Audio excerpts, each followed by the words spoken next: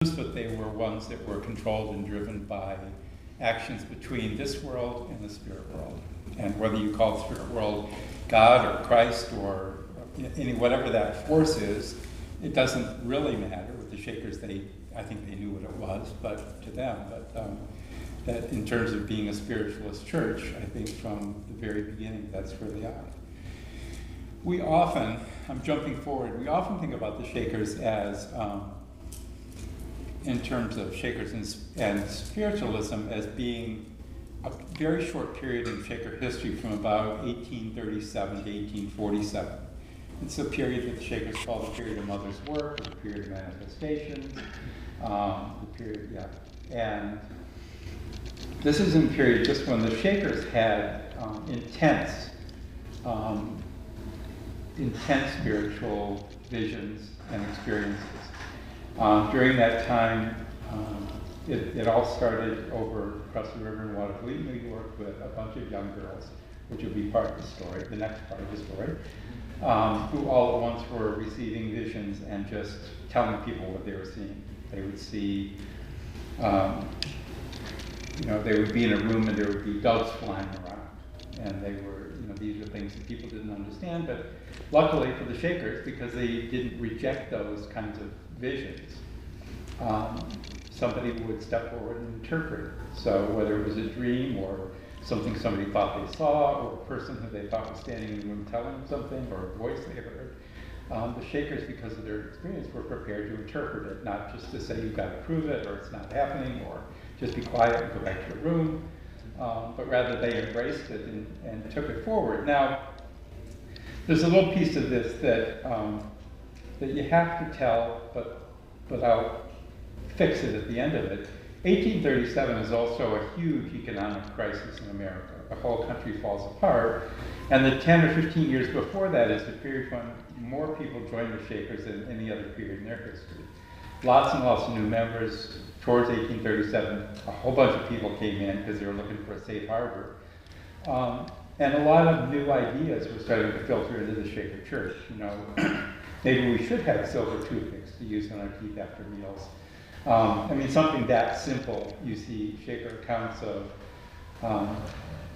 new reading matter being used in the church, of new forms of dress being required by the new members. And I think that there was a general feeling around 1837 that we need a cleansing. We need to clean out. And when these girls had these visions, I think the ministry probably saw this as an opportunity to use that in order to sort of, let's pare away the people who really don't believe. If you really don't believe these visions are true, you're not going to be happy here. And in fact, a lot of people fell away from the church. It did work as sort of a purging. Now, it may have been that the economy got better and people saw a better chance of life.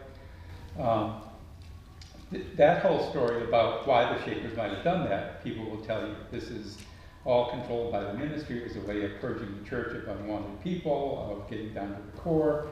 But I think the part that is amazing is that the people who stayed really did believe it. There's no question about the Shakers believing that these visions were true. And whether the ministry used it or didn't use it, I don't think it matters, because it solidified a lot of belief in the true believers. It got rid of the people who weren't. But it really didn't change anything within the Shaker church in terms of how people's relationship with the spirit world.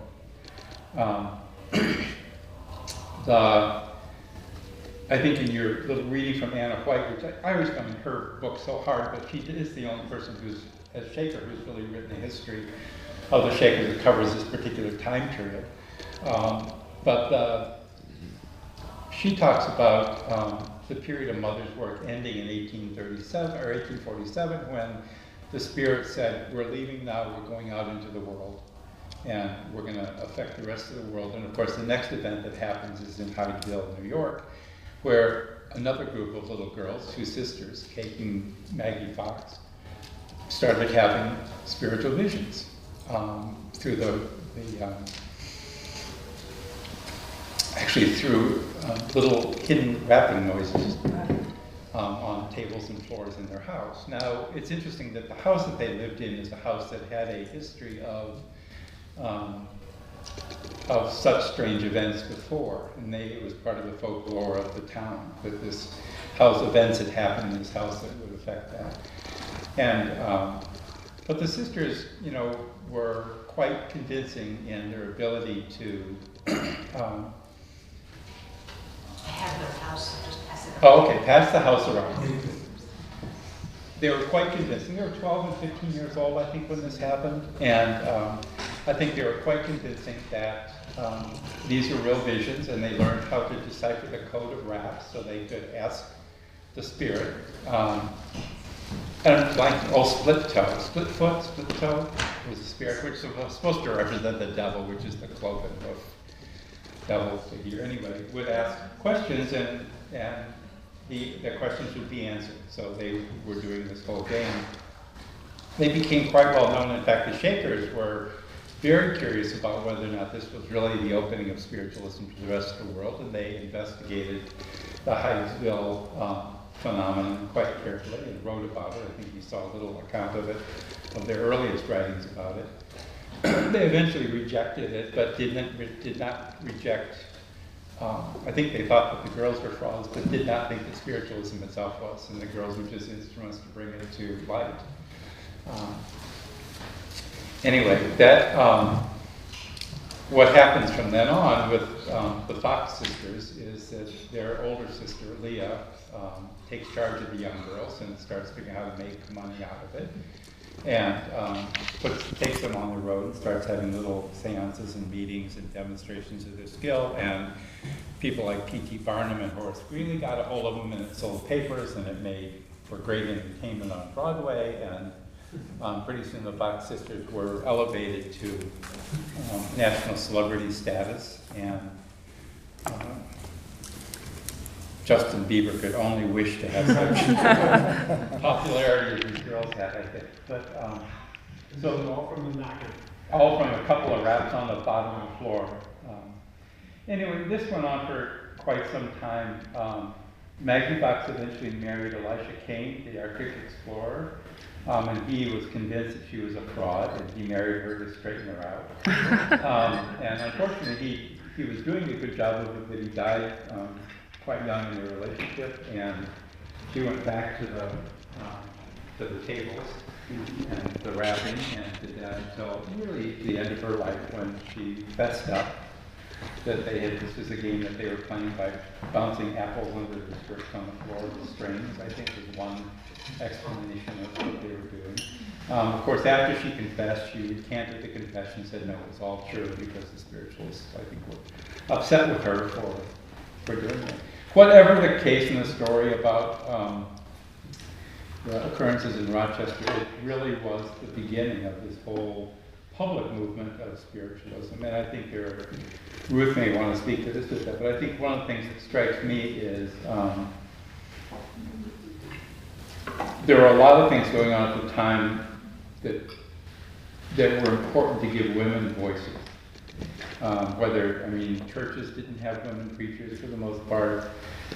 The lecture series didn't, and so you get events like the woman, I can never remember her name, was over Niagara Falls in a barrel. And because she thought then once she could do that, she could go on stage and talk about her experience. And so there were people doing things like that. Spiritualism was a great way because it had the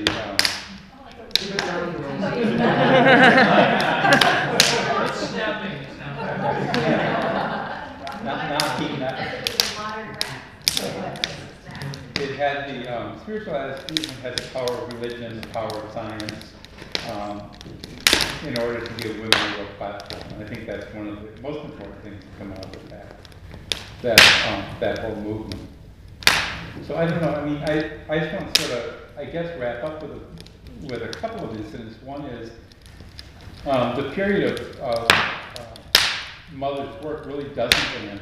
The transition from the Shaker world into the Fox sisters is not a smooth transition at all. And in fact, I had props, I think I'm going to get them.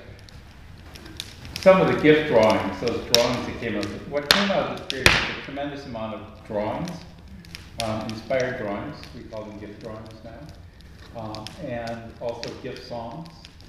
At one point, somebody said that they thought that during that 10-year period of spiritual manifestations, that there might have been as many as 10,000 songs received from the spirit world. And people